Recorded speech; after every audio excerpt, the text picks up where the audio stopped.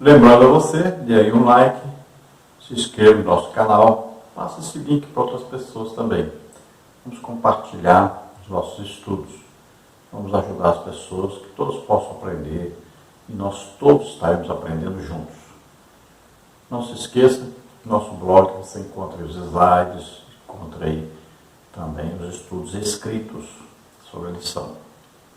E se você deseja receber os slides em PowerPoint, por PDF, os estudos escritos em PDF, no Word, se você então deseja receber mais subsídios para a lição, entre em contato conosco, o nosso telefone está aí, 99951520454.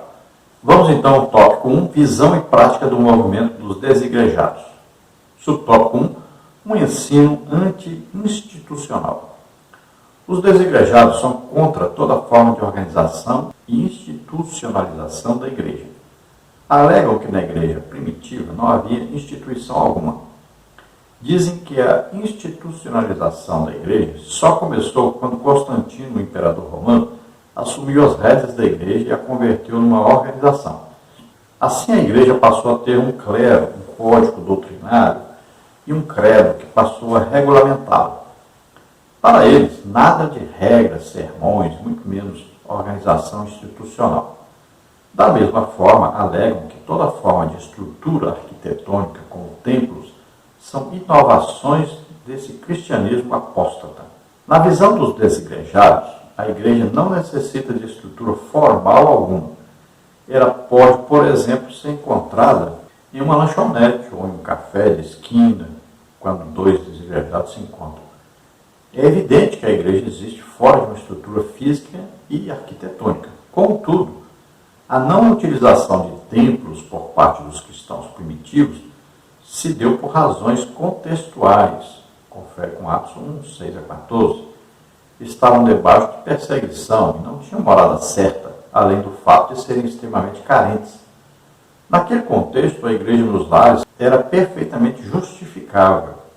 Confere com Romanos 16, 3 a 5. Contudo, não há nada na Bíblia que deponha contra o uso de templos ou casas de oração. Se o propósito de um templo é congregar o povo para adorar ao Senhor, que há de mal nisso? Então veja, o comentarista procurou dizer sobre o início da igreja, que havia o quê? Uma perseguição e também não havia condições econômicas para se construir um prédio. Então se congregava muito em casas. Agora, mesmo nas casas, havia organização. Se você for ler o livro de Atos dos Apóstolos, for ver aí as cartas de Paulo, a igreja que está na casa de fulano, a igreja que está na casa de fulano. Havia uma organização já, havia liderança. Paulo estabeleceu líderes, pode ver escrevendo aí para Tito, para Timóteo, estabeleceu líderes em cada igreja. Cada igreja tinha um presbítero responsável pela igreja, tinha diácono. Olha só o início, começando a igreja. Basta a pessoa ler para poder perceber, Agora veja bem, em Jerusalém, os crentes, os primeiros ali, os apóstolos, se reuniam já. Onde se reuniam? No templo, em Jerusalém. Ali se reuniam já para conversar, para falar, explanar a palavra de Deus, explicar, ensinar, pregar, ganhar almas. Olha aí, foram presos, porque estavam pregando, estavam se reunindo. Veja, olha, a igreja se reuniu na casa de Maria para orar por Pedro, que estava preso. Olha, uma reunião de oração. Havia líderes? Haviam líderes, os apóstolos. Então já tinha, no início da igreja tinha o diácono, tinha aí os presbíteros, já tinha aí os apóstolos, tinha os profetas, tinha os evangelistas, tinha os pastores, tinha os mestres. No início da igreja já tinha tudo isso. Basta ler que você vai entender. Agora leia com o coração aberto para Deus poder falar com você. Quando você vai ler a Bíblia, que você tem razão, que você já pensa que já conhece tudo, já sabe tudo, que você vai ler já com uma ideia pré-fixada na mente, alguém já falou, já ensinou, você leu um livro de alguém, você vai ler a Bíblia assim, você não consegue aprender. O Espírito Santo não vai obrigar você a entender. Então você tem que ler com humildade, dizendo: eu não sei, eu não compreendo, por favor, me explique, me ajude a entender. É assim que você se aproxima de Deus. É desejando aprender. Então, é desejando ter maior conhecimento. Né? Devemos sempre crescer na graça, no conhecimento de Deus.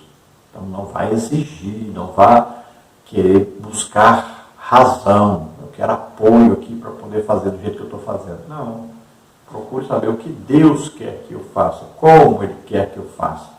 Procure orientação, mas com humildade, querendo saber como Deus quer.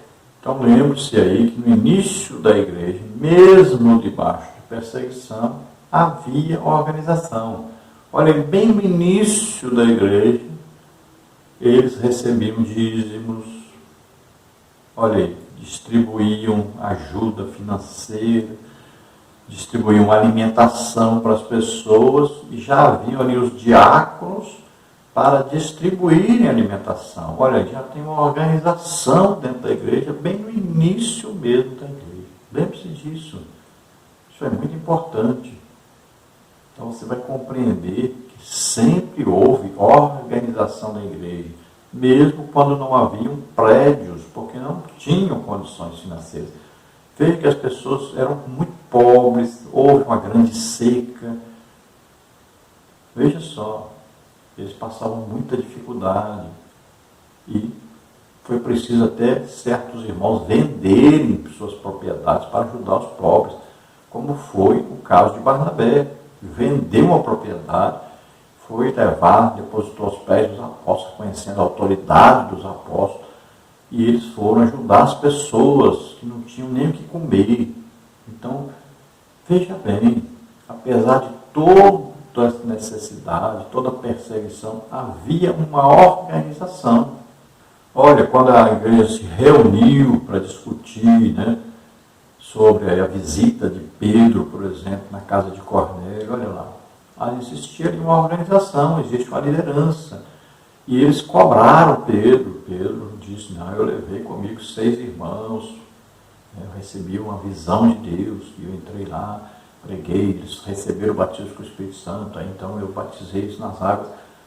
Tudo com Deus orientando, então aceitaram. Mas olha, existiu uma organização, quiseram disciplinar Pedro. Depois Paulo vem uma reunião no primeiro concílio da igreja, porque estava acontecendo, os judaizantes estavam atrapalhando o progresso do evangelho, queriam exigir que os crentes, que eram gentios, que eles se circuncidassem, queriam guardassem sábado e tudo.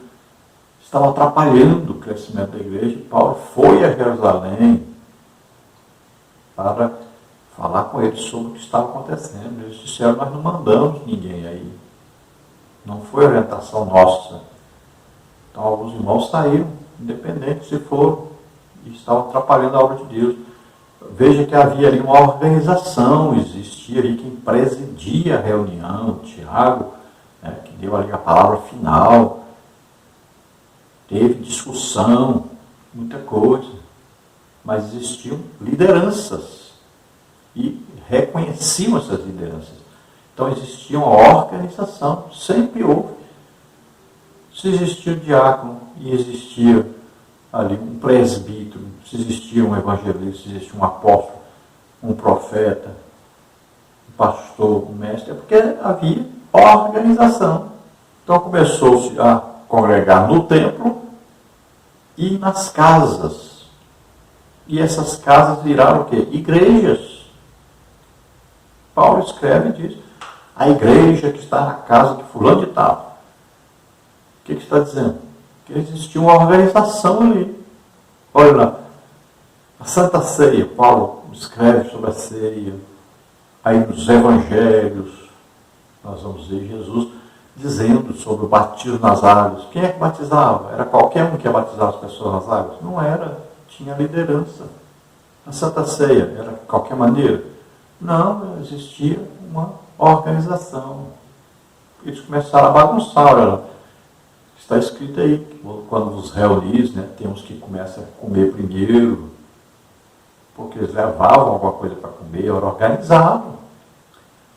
E tinha alguns que estavam bagunçando, então existia o quê? Uma regulamentação. Olha, vocês não podem ser, esperem uns pelos outros, olha aí. Então já houve o quê? Uma regulamentação. Quando Paulo escreve aos Coríntios, olha aí, uma regulamentação. Vão profetizar, aí dois ou três vão falar em línguas e um vai interpretar. Olha aí, um está falando, o outro está interpretando, você está falando, não existe mais interpretação, então outro vai falar agora. Olha, é uma organização. E existiu o quê? Uma liderança para poder haver organização. No subtópico 2, o ensino anticlerical. Se por um lado os desigrejados são contra toda forma de institucionalização da igreja, por outro são contra também todo e qualquer sistema de governo da igreja. Isso significa que os sem igreja são contra, por exemplo, presbíteros, diáconos, bispos e pastores, confere Efésios 4, 11 a 14. Acredito que na igreja primitiva não havia organização nenhuma, e muito menos qualquer estrutura clerical. Na verdade, os desigrejados não gostam de estar debaixo de liderança alguma. Da mesma forma que são contra o institucionalismo e toda forma de estrutura arquitetônica para a igreja, não aceitam que alguém esteja na posição de autoridade sobre eles. Acreditam que, agindo assim, estão vivendo de acordo com o modelo da igreja primitiva. Hebreus 13, 17. Então vejam, são contra prédios porque acreditam que a igreja começou sem prédios, então eles não podem ter prédio. Esqueceram que a igreja começou, frequentavam o templo primeiro, depois as casas, né? E muitas casas foram abertos trabalhos e se tornaram igrejas. Depois nós vamos ver aí o evangelho se espalhando e Paulo escrevendo e mostrando então que nas casas funcionavam ali igrejas e tinham organização. Quanto à liderança, diz não havia liderança. Como não havia liderança? Se a igreja começou com os apóstolos, eles tinham autoridade sobre a igreja. Como não havia liderança se haviam diáconos, haviam presbíteros? Como não havia liderança? Está aí tudo bem organizado. E quando Paulo escreve os Efésios, ele mostra aí os ministérios, as autoridades máximas dentro da igreja. Apóstolo, profeta, evangelista, pastor e mestre. São as autoridades máximas. São pessoas escolhidas por Jesus e capacitadas pelo Espírito Santo para governarem a igreja. Olha isso, está escrito na Bíblia. Governos. Está escrito ali. Existiam governos. Pessoas escolhidas para governarem. Olha isso aí, os que presidem sobre vós. Olha aí, os pastores. Devemos obedecer os pastores, orar pelos nossos pastores, pelas autoridades. Está escrito aí na palavra de Deus, e no início da igreja. Então eu vejo assim muito, a pessoa, como ela quer fazer alguma coisa, ela quer ter uma autoridade, uma posição. Muitas vezes acontece isso. Como não está tendo, então se rebela, né? Agora, deveria fazer o seguinte: mude de congregação. Não está dando certo aí, não. Não estão aceitando você. Você quer trabalhar para Deus. Primeiro, você tem que saber que você pode trabalhar sem precisar de outras pessoas. É simples. Você quer visitar as pessoas, quer visitar um hospital, uma cadeia, visitar as casas de casa em casa, igual você não quer ser como a igreja primitiva, então vá de casa em casa orando pelas pessoas, abençoando as pessoas, ajude quem está com necessidade. É simples. Vá fazer. Arranje uma pessoa para te ajudar, melhor ainda quando tem dois. Você quer fazer culto na sua casa? Faça o culto na sua casa. Convide os vizinhos. Na congregação que você está, não querem deixar você fazer? Então, vá para outra congregação. Ah, essa denominação aqui, eu não gosto aqui, como é que funciona. Então, vá para outra denominação. Não precisa parar de congregar. É simples, nós somos livres. Ninguém é obrigado a congregar num lugar só, a aceitar uma liderança que muitas vezes está vivendo em pecado, ou ensinando coisa errada. Vá para outra. Você não é obrigado a ficar em lugar nenhum. Então, congregue. Faça a obra de Deus. Chega em qualquer lugar, diga, olha, eu faço isso, isso, isso. Gosto de fazer isso, isso, isso. Estou fazendo isso, isso. Pronto. Se quiserem aceitar, bom, se não quiser, continue fazendo a obra de Deus. Congregue, ouça a pregação, o ensino ali. Não tem problema nenhum. Lembre-se, você tem que ter uma vida de intimidade com Deus. Esteja sempre orando, jejuando, estudando a Bíblia e evangelizando. Isso é o importante que você faça. E congregue. Lá Deus vai falar com você. Lá você poderá ajudar as pessoas. Se não deixar você ajudar, não tem problema. Você fica ali congregando, escutando Deus falar com você, adorando a Deus. Não tem problema nenhum. No tópico 2, nós temos aí a natureza da igreja neotestamentária. Subtópico 1, um organismo. Sobre a natureza da igreja neotestamentária, devemos observar primeiramente que ela é um organismo vivo. Efésios 1, 22 e 23. Nesse sentido, a igreja é o corpo de Cristo. 1 Coríntios 12, 27. Assim, a igreja é formada por todas as pessoas convertidas a Cristo que pertencem a diferentes povos, tribos e línguas. Não há acepção de pessoas. Atos 10, 34 e 35. Como um organismo vivo e espiritual, a igreja existe a parte de estatutos, templos ou qualquer estrutura social ou governamental humana. Ela existe, por exemplo, fora das estruturas arquitetônicas. Contudo, possuir essas estruturas físicas hoje não constitui um pecado ou desvio do Evangelho como quer nos fazer acreditar os desigrejados. A repulsa do sem igreja pelas estruturas arquitetônicas ou por qualquer forma institucional se dá mais por razões de insubmissão do que zelo pelo Evangelho. Então, olha, a igreja em si é formada por todos os salvos, todos que aceitaram Jesus como Senhor e Salvador, ouvindo a palavra de Deus, o Evangelho. Então, é uma igreja invisível. Né? Agora, tem a igreja visível. Então, sendo assim, ela é um organismo vivo. Olha, o corpo de Cristo, a igreja, é formada por todos os salvos do mundo inteiro. Então, esta é a igreja de Jesus Cristo. Agora, a igreja se reúne. Então, veja bem, se ela for pagar, por exemplo, uma igreja que tem aí 100 pessoas, se ela for pagar, toda vez que ela se reunir, for pagar um prédio, um aluguel de um prédio, fica muito mais caro do que ela mesma ter um prédio. Veja bem, se ela pagar por mês o aluguel, fica mais barato do que pagar para se reunir aí 2 vezes por semana, 3 vezes, ou uma vez por semana. Fica mais caro alugar um local do que já ter um local alugado por mês, ou já ter um prédio, comprar um terreno, construir um prédio. Fica mais barato. Aí nós temos que ver outra coisa. Veja bem, se a igreja não tiver um CNPJ, aí, nome registrado, aí já vai haver o quê? Um problema com as autoridades, que são as autoridades que regem o país.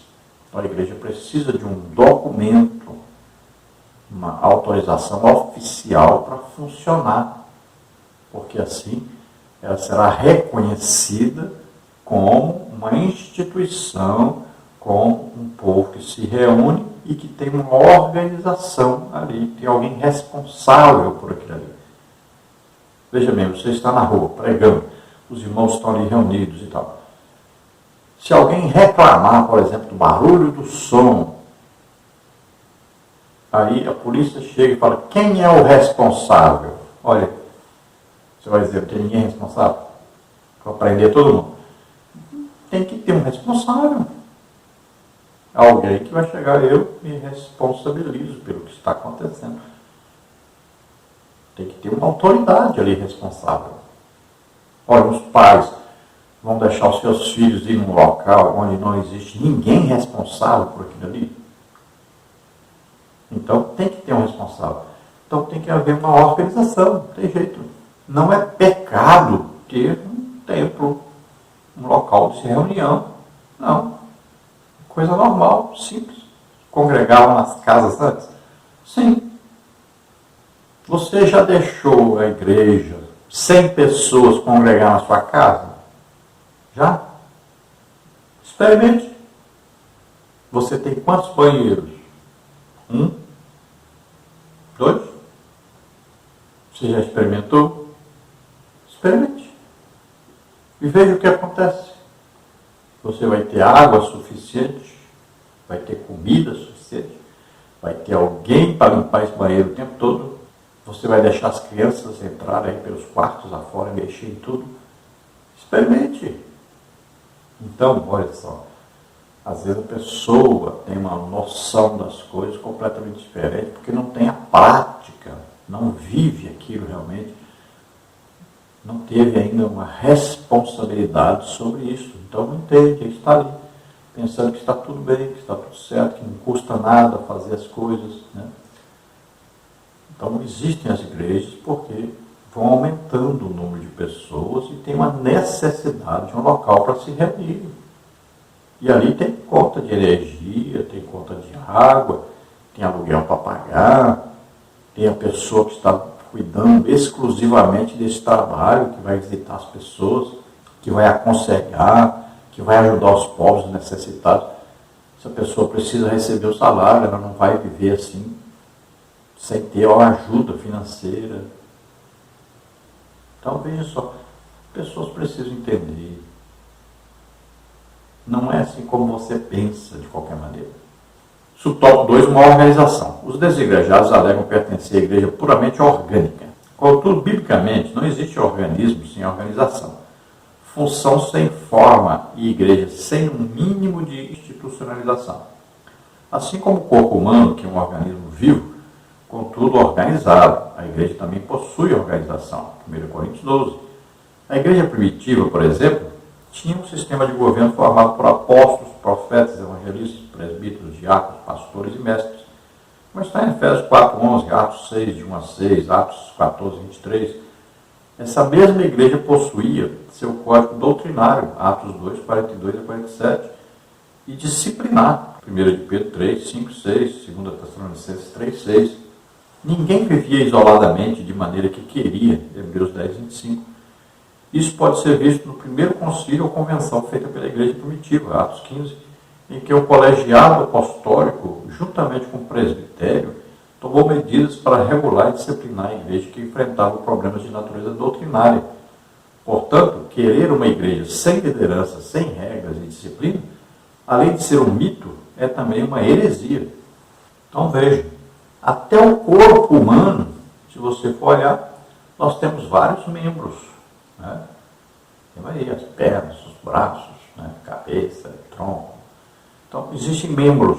Agora, quem coordena tudo? Olha aí. Tem a autoridade do corpo humano? Tem o cérebro. Ele coordena tudo. Se ele não mandar, nada acontece. Veja a pessoa que tem morte cerebral. Não sente dor, não mexe com os membros, né? Está ali, parado tudo, porque falta a liderança. Veja só. Sempre vai haver algum que coordena, que manda, que tem autoridade. Assim também a igreja, é um corpo de Cristo na Terra. São vários membros. Agora existem as autoridades, existem as pessoas que vão liderarem, que vão coordenarem, que vão colocar objetivos. Veja só, pessoas também que vão aplicar aí a correção, a disciplina. Sempre foi assim a igreja, sempre vai ser. E você lendo, então, você vai ver que existiam os governos, existiam ali as autoridades dentro da igreja. Você vai ver exemplo aí na Bíblia falando sobre Aí o apóstolo, o profeta, o evangelista, o pastor, o mestre, vai falar sobre o diácono, sobre o presbítero, sobre o evangelista, né? Então, vamos ver aí vários irmãos que coordenavam o trabalho da igreja. Você vê isso claramente na Bíblia, né? Em Atos, então, 15, a reunião aí, era uma reunião colegiado apostólico, tinha ali os presbíteros também, tudo organizadinho, quem era líder, quem podia falar, quem não falava, tudo organizado. Se dava permissão para a pessoa falar. Quem é que dá permissão? É quem está mandando, quem está dirigindo, quem está governando. Tudo isso você vai ver claramente na Bíblia. Você vai ver diáconos, né, que iam servir às vezes 7 homens. Foi dado até as condições para serem os diáconos, né? Aí cheios do Espírito Santo, de sabedoria. Então veja, pessoas escolhidas para fazer o trabalho na igreja. Olha aí, Paulo abria as igrejas, depois colocava lá presbíteros, pessoas que iam ali governarem aquele trabalho. Era feito nas casas primeiro? Era, mas havia um líder. E havia os liderados, havia os diáconos. Veja só, basta você ler com atenção, com amor, procurando entender, e Deus vai falar com você que sempre houve organização na igreja. Sempre houve um código a ser seguido, a ser obedecido. Olha aí, Paulo escreve, por exemplo, a Timóteo, escreve a Tito, quem vocês vão escolher aí para ser líder? Então, tem que ter essas condições, tal. Existe aí, se alguém pecar, vocês, olha aí, testemunhas, repreenda. Está tudo escrito bem claro, né? Existia sempre um código a ser seguido. Olha aí, vamos seguir aí a doutrina dos apóstolos. Bem claro isso na Bíblia.